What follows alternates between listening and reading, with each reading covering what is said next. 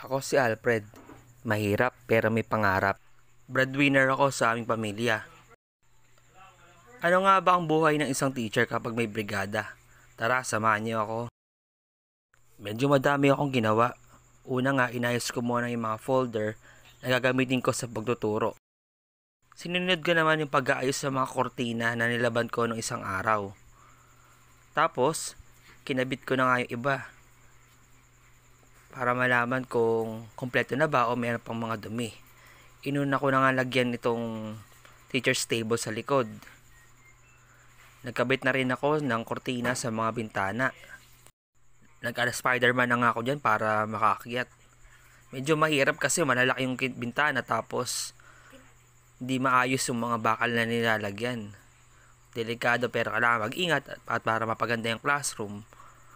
Lagyan dapat na ng kortina para maiwasan din yung sobrang init at mababawasan yung liwanag na tatama sa mga bata.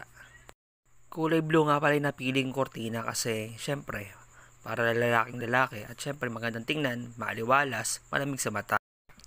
Tanim na rin nga pala ako ng mga halaman sa mga paso.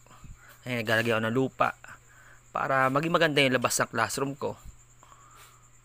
Medyo nakakapagod kasi ang dami-dami ginagawa. Hinuli ko nga pala yung pag-aalis ng mga nakadikit sa wall, Operation Baklas.